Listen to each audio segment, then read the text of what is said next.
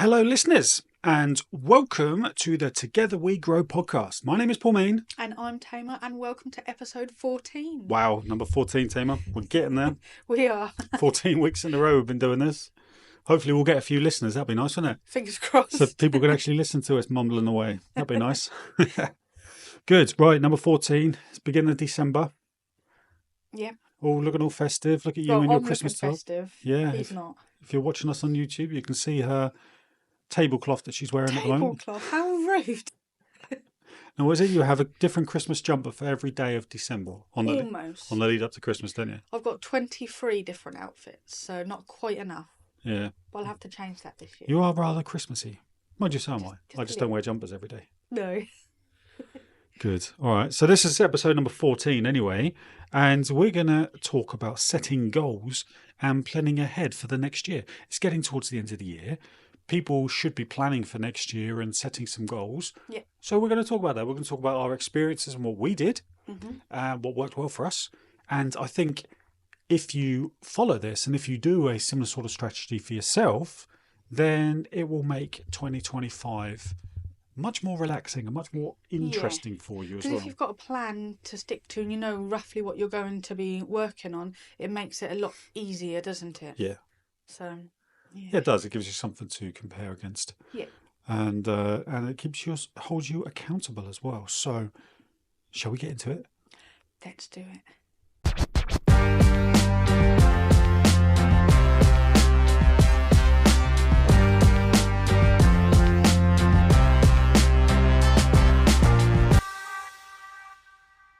Okay, well, episode 14 is all about setting goals for 2025. And of course, this is using the same sort of methods that we did ourselves previously, isn't it? It is. It is, yeah. And there's a few things you can do here. But ultimately, what we're going to try and cover and what we want you to take away from this as the listener, as someone who has a home fragrance business yourself. Or not just a home fragrance business, it can be any product-based business, Well, really. yeah, absolutely. But That's where our experience lies. that's our experience, isn't it? Is that once you do plan out the year, the whole year as well, this is not just a month or two, the whole year, it makes it so much easier. You know what you're doing.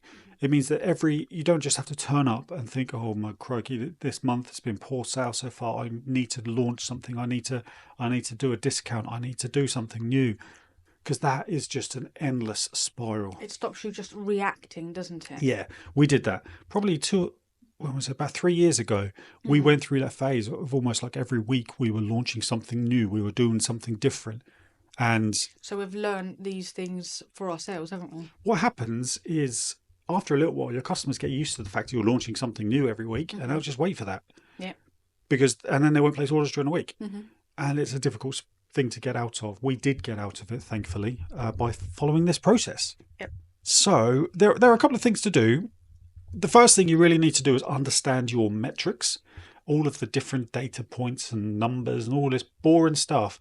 But this is following these numbers and having a good grasp of the data in your business is how you're going to grow it, because it's black and white. This is what's happened in a previous year. So then you know what you can use that data to make informed decisions to improve things for the following year. And that's kind of what we want to talk about now. What data specifically do customers need to look at? So you want to look at the data, the financial metrics for starters. So look at your revenue for the previous year. So let's say you did £20,000 in sales in the previous year. You want to set yourself a goal for the following year. Be a bit ambitious with it as well. If it's £20,000, which for a business is incredibly low, it should be much, much more than that. Put it at £50,000 a year. If you did 50,000, say this year you want to hit six figures. If you've hit 100,000, this year you want to get up to 150, maybe 200,000. As your revenue goes up, your goals for the next year, chances are obviously you want to increase it, but the margin in which it goes up will shrink slightly. So if you did 100,000 last year, go up to 150 this year. If you did 50,000, then push for 150, double it, something like that. That's kind of where you want to go. So revenue, you need to focus on, you need to set yourself a goal. Whatever you've done this year, think about it and set yourself an ambitious but realistic goal for next year. And then you want to look at your profit as well.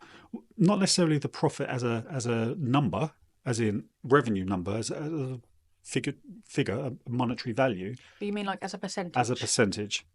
What was your profit percentage? In this industry, you want to be minimum 10%. Anywhere between 10 and 20% of net profit, this is after everything, then you have a healthy business. Yeah. That gets much more difficult to maintain that level as you scale, because as you scale, you need to be buying things in bigger bulk. You need to be buying a lot more wax, a lot more fragrance oil. You'll be launching new products. You'll have more packaging. Advertising costs. There'll be accountancy costs, overheads. You'll have rent, utilities, and of course team members. And that is then, they're bigger costs. Bigger costs and bigger expenses, cost of sales, which means you need to earn more, of course, to generate that. So just look at what your percentage is at the moment. If it's very, very low, if it's lower than 10%, then you might need to tweak some things in your business. Your business model might not be quite right. Typically, that we've found in this industry is people just don't charge enough. I agree 100% there. The amount of people that will put a product up for sale and it's a really good product, they've done some great photography and marketing, but then if they don't get sales in the first sort of couple of weeks, they'll just drop their prices. Yeah. But that's devaluing your brand and your product. It is. And if you are just selling normal snap bar wax melts, for example, that you see everywhere, and they're in the same fragrances that you see everywhere, it's going to be very difficult to scale. Yeah, you need to do something to convince the customer that your product is worth more and that it is different to everybody else's, that they can't just grab one in B&M, for instance. Yeah, exactly that. But also there's more to it as well. You want to, I talk about this a lot, and that's focusing on a niche, isn't it? Yes. So niche down. I'll use this reference a lot because I'm looking at some books behind Emma's head now, is why not create a range of products that are specifically targeting people that love reading books, so they could be named similar to different books. The fragrance names, the whole collection, and it could be volume 1, volume 2, something they can collect. Yeah. That, and then you target those people. We talk about this a lot, but that's kind of what you want to do. If you're listening to this now and your business is I don't know, 20 to 50,000 pounds revenue, but your profit margin is very, very low, have a look at what you're selling, and are you selling the same as everybody else? If you are, then you will be competing on price. Well, there's two things. You're either competing on price or you're competing on brand and advertising, which means that you are advertising, spending a lot on advertising and marketing so much more than everyone else that you just outperform them. And that's kind of how we got in our previous business to one point. Because when we first started, there wasn't much competition at all. No. But then competition grew. Everyone was selling the same fragrances. So we had to pivot. Try and beat them. We had to pivot and release sort of quite unique fragrances, which we did. But also we just marketed and advertised more than everybody else. Yeah. And that's how we grew. So there's the two different things. Focus on a niche or just be prepared to go all in on marketing. I would certainly focus on the niche because that's where you're going to get your profit margins. And it also, if you niche as well, it makes it easier to advertise, doesn't it? Yeah. Because you know exactly who you're advertising to, you know your demographic, and you can just hit that quite hard as well. Yeah, that's right. Yeah. But also sometimes I feel I'm banging my head against the wall because I talk about this so much. And then when we have calls and when we have discussions with people who are Home Fragrance Academy members, and they're not doing it. They're not doing it. They wonder why they're not getting sales. I mean, this works. This stuff does work. So they're two key metrics: finances, and so your revenue and your profit margins. What you want to do is work out what they were last year, and then think about how and set yourself goals for the following year.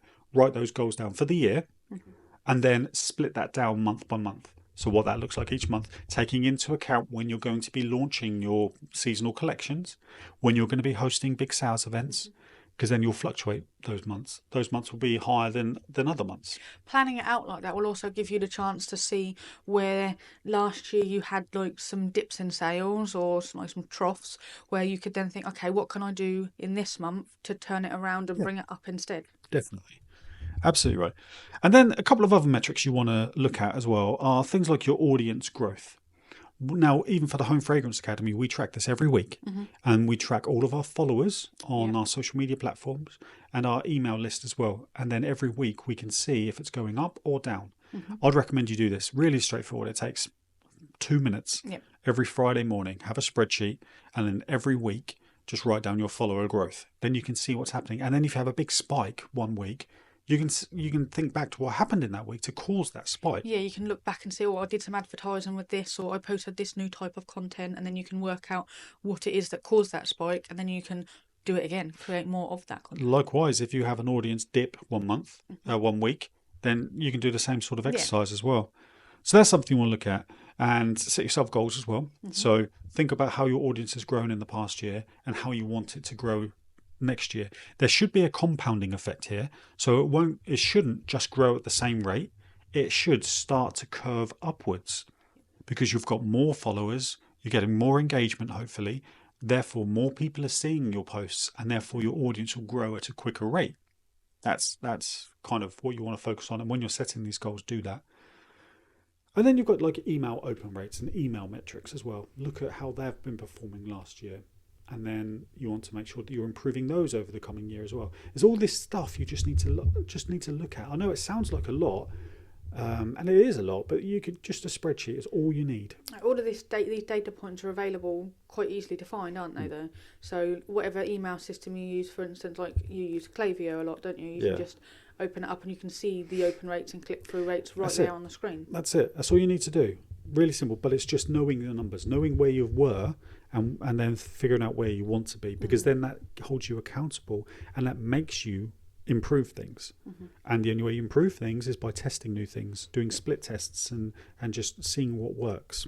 So think about it like this: if you don't look at your data and you stay exactly as you are in 2025, are you going to be happy with just sticking exactly as you are? Because if you're not going to change things and adapt things and try new things, you're not going to grow, you're not going to get more revenue, you're not going to get any better. Well, yeah, and not just that. If you don't change anything, you will dip. Yeah. You won't grow, you'll dip. Yeah. Because your competitors will be changing things, will be improving things. So then your sales will drop because your customers will go over to the other people because they're doing new things, they're doing exciting stuff. And I know this because we did it. It happened with us. We did a couple of months where we didn't really introduce much. We didn't do much. We just ticked along, and then things slip off because people are getting bored. You know, this what you're building here it's a fickle market, isn't it? It is. It's a very fickle market, and what you're building here is a lifestyle brand. You need to keep people interested and entertained and excited and engaged. So all these different things. So that's the first thing you need to look at is all of your metrics, all of your numbers. Write them all down. Track them in a spreadsheet, and then every Friday morning or whenever, for me it's a Friday morning. You don't need expensive software or anything like that, just a Google Sheet. Just 5 minutes and a Google Sheet. Simple as that. Yep. And then you want to do some tracking throughout the year. So profit and loss is a key thing. How would people track profit and loss though?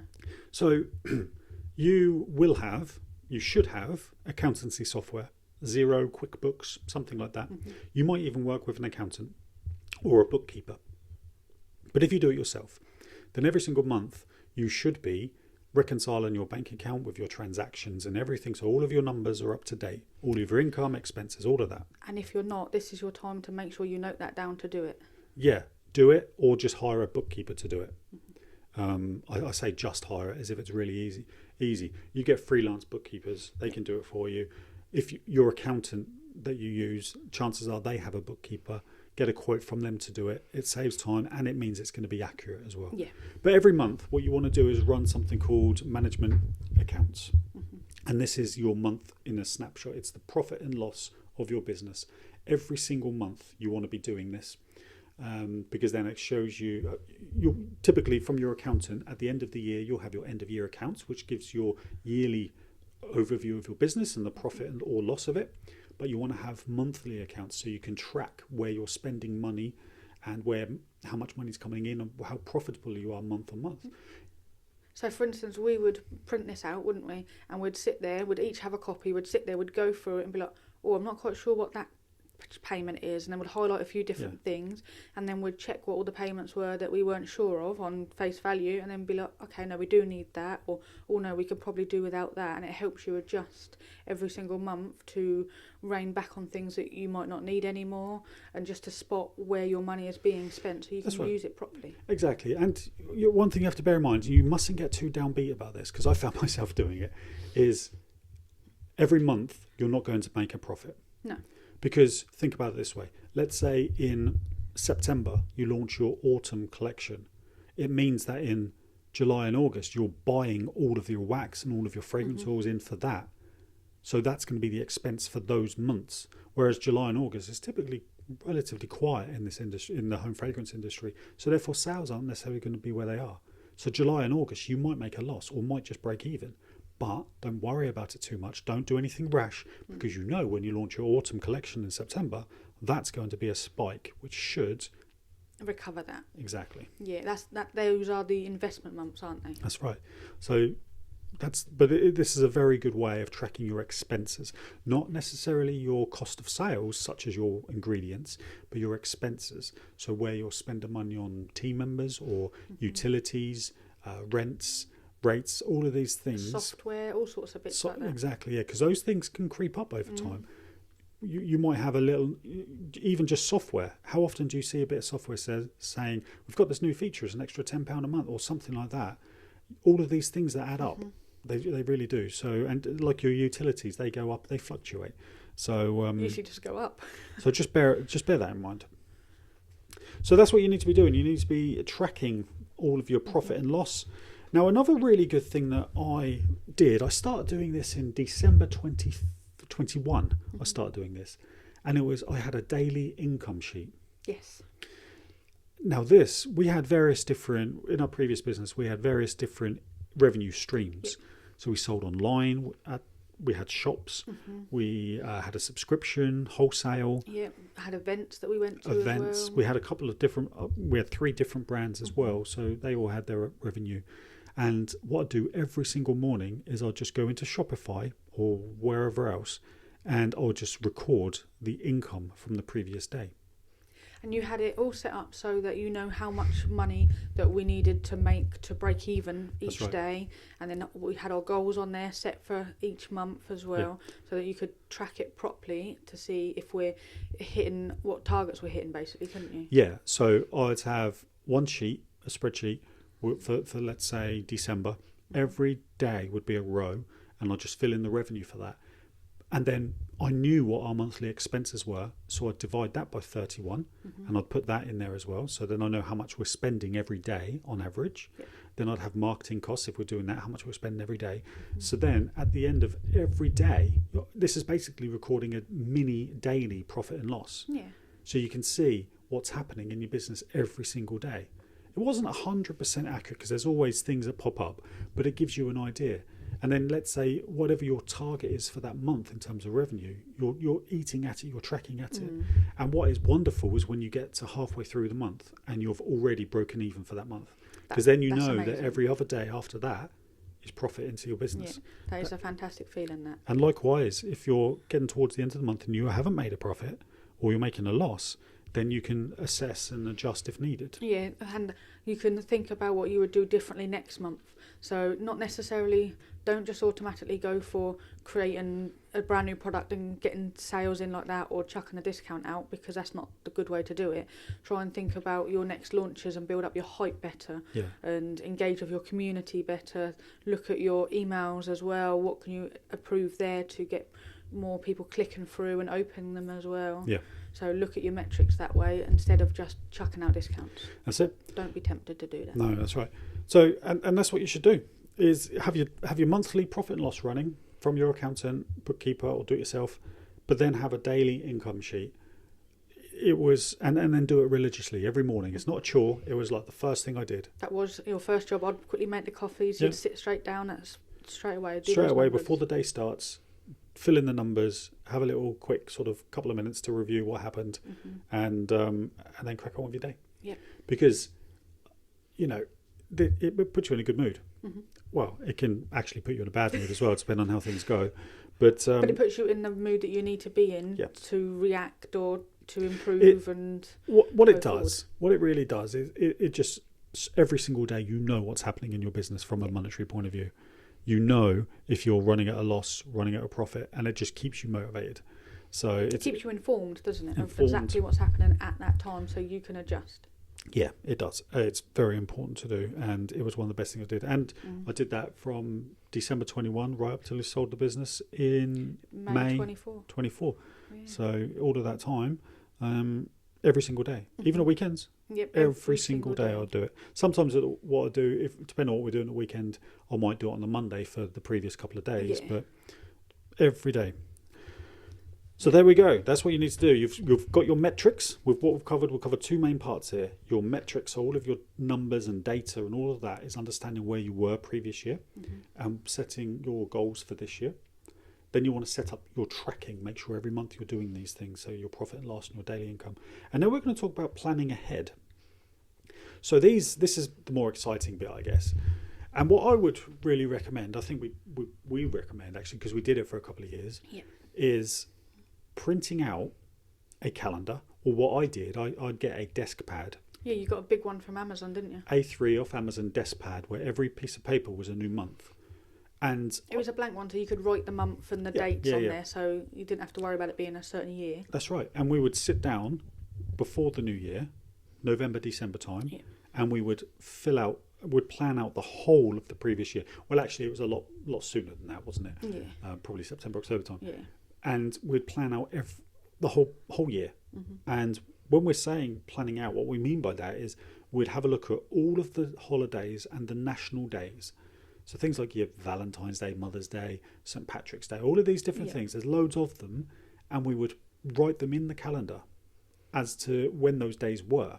Yeah, but then that would give us a chance to work out, okay, so St. Patrick's Day, for instance, is on this date. We want to launch something, so we need to work out what we're going to launch, how long we're going to build the hype for, when we need to get the fragrance oils tested. So it helped us to work out how long to market and how long to test things for. That's right. For a whole year ahead. Exactly. So all of those days, get in your calendar and write down, because you'll know how long it takes you to test a fragrance, come up with a product idea, all of this kind of stuff. Yeah. And it just gives you something to work back on. So when you hit the beginning of March, typically the end of that month is when Mother's Day is. Yep. So if Mother's Day is the end of March, then you know the beginning of March or February, straight after Valentine's Day, you want to be marketing for Mother's Day. Yep. So that's where you can set a schedule behind that, isn't it? Yeah, it helps you to work out not just your social media posts and building the hype, but also, like I said, the testing and what you're going to be like bringing samples in for. It helps you get that structure, doesn't it? Yeah. So if you know what the holidays are and what the collections are you're going to be launching, it gives you a chance to do a bit of research into the things that are upcoming and like different like trends and stuff like that, so that you can then get the samples in. Yeah, that's right. And so your holidays and national days, but then also think about your seasons. Yep, and the collections are a massive thing in the home fragrance industry because people love them. They change their decor around in their home. They start fresh each season, and it's a really massive opportunity to have a really engaged community of customers, but also to reach new customers. So you've got people that will only like use wax melts and candles in the autumn and winter. Yep. So they all come back out and they're like, "Oh, brilliant! There's a new company out I've not seen before." Yep, exactly.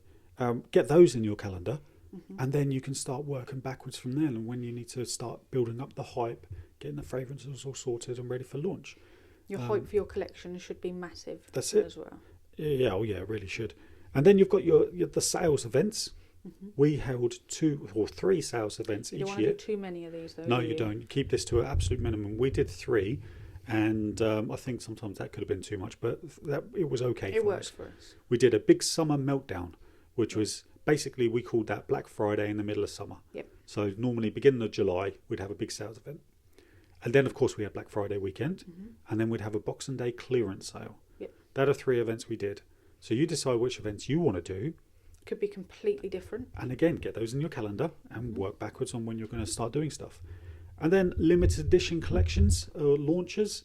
quite often throughout the year we would launch just something random. It could be well, again, I'm looking at the books behind you, but it could be like a book lovers collection, where it would just be, I don't know. Around World Book Day, for instance. Yeah, World Book Day, we'd launch a clamshell, which had like 6 different wax melts in it. All different themes to do with books or something like that. And we would make 200 or 300 of those, and we would build up the hype, have a launch day. We'd let people know there's only a couple hundred available. Come and buy them. Those little limited edition launches work really well. And then if you don't sell them all, don't leave them on your website for sale. Put them in your Boxing Day clearance sale, because then you'll have a massive day on Boxing Day, and that's what we did, and it worked. Yep, set up a space ready for it and just put them straight down there. Do a stock count as you go throughout the year, and then at the end you don't have to do this massive, huge stock count because you've already got it done. Yep. Exactly. So that saves you a little bit of time there as well. Also, on limited editions, a great way to sell your limited edition products is a live shop. Yep. We love live shops because it's a way to engage with your community. It's exciting. Customers love it because they feel special because they're talking with you as the business owner, and it's just so much fun. Yeah. Get those booked in. Get one a month planned in. We theme them up. We did live shops for 2 years. At least one a month for 2 years, and we hadn't seen any negative, only positives. They were fantastic. They were really built up that community and that proper engagement, didn't it? And people loved it. And they chatted amongst each other about it afterwards for days and days, didn't they? And it was just a lot of fun because you get to show your proper personality and they get to engage with that. Yeah, exactly. So you're building that community spirit, which is important in this type of industry. But also, you get to know your customers on a personal level as well. You start to recognise the regular customers, and you know what they like, what they don't like, and you really talk you just to them. really engage with them on a personal level, and it's a really lovely place to be. Yeah, exactly. So that's all positives. And then let's not forget, it's a fantastic moment to make sales as well. Yep. 2-hour event, we'd do £5,000 easy in those 2 hours. Easily in those 2 hours, wouldn't we? Yeah. So, and that's with a limited edition product. So it's worth doing. It definitely is. So that's what you want to do. And once you've done that, you'll now have a calendar full of every month, almost probably every 2 weeks, you've got something booked in. So now you can start filling up your schedule with the stuff you need to do. You'll know that you need to test the fragrances, create the product, design the labels, create the social media content to build up the hype, all of the don't just post a picture saying I've got this for sale, come and buy it. Build up that hype before. So create videos of you making the product, teasing it, what's coming new next week, or what's happening here. Send out your email campaigns, post in your community, go live in your Facebook community to show them the product, talk through the scent description. That did us so well, didn't and say it? It's available on Friday for a limited time. Do that, get all of that planned in, and then before you know it, you have got a very busy year.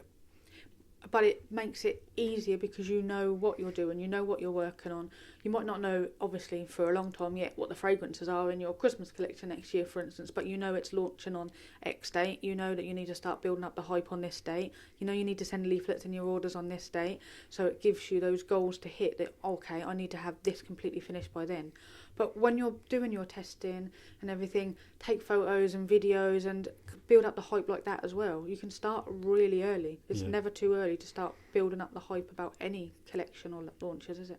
Oh, well, to some extent. You don't have to say exactly what you're planning, but just something new has come and just to sort of tease a bit. It doesn't have to be a full details post. That's right. And for each one of these days, put in what you think realistically you could earn on those launches, and then think about what your typical monthly income would be on your normal product range.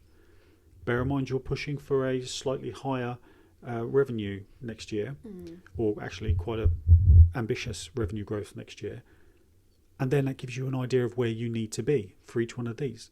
And then you're now going to, once you've done this, you now start January and you've got a full schedule of things you're doing. But then you're not you won't worry too much about having a few days of dip sales or a week of dip sales, because you know you've got collections launching And you're working hard to do that, and you're building that engaged audience, and you know that you're going to have these days where you are going to be making good sales. That will help to boost your engagement when you're teasing people properly, engaging content. It's exciting. You're going to build your community. You're going to build sales on these launches. But when you're doing that, people are then going to be saying, oh my God, that was lovely. I loved it so much. So then when you have a Boxing Day clearance sale at the end of the year, even if you sold out on a few of these things, make a few more, put them in that clearance sale, and people will go crazy for it, I promise you. Judge it based on what the feedback was from your customers, whether to top up on the stock or not, but don't do much of it. Yeah. Keep it very small numbers so that again sells out. Yeah. There you have it. If you do that, you'll have a very busy next year and you will make more sales. But it's all about planning, and it's even more that made no sense, but it's even more all about marketing. Building up that hype with your audience. You have to. Otherwise, you can be as busy as you like, but if nobody cares about what you're doing and you haven't got an audience, you're not going to make any sales. So you have to build that audience and that engaged audience. We've got so much training at the Home Fragrance Academy about this, haven't we? We have. So where can you look? You have to go straight over to the Home Fragrance Academy website, homefragrance.academy, and you can sign up to become a member and go through all of our training and courses on there. We have one-to-one email support as well. You can just click on that tab too. We've got coaching events in there as well. We've got so many resources, downloadable tools as well. That's it. And that one-to-one coaching is the most important part.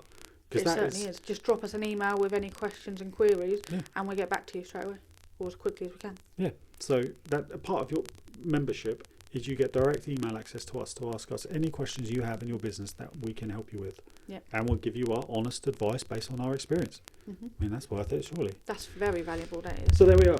That's the process you want to go through. Understand your metrics, set goals for the following year, start tracking if you're not already, and then get your events and everything you want to do planned in. Work backwards from all of that.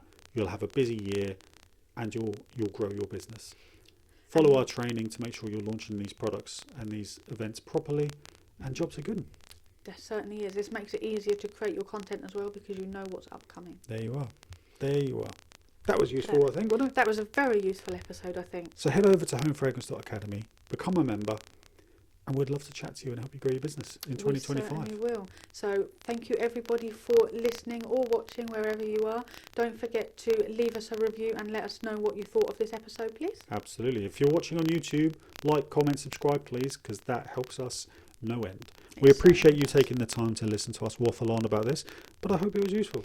I hope it was as well. Thank you everybody, and we will speak to you soon. Bye.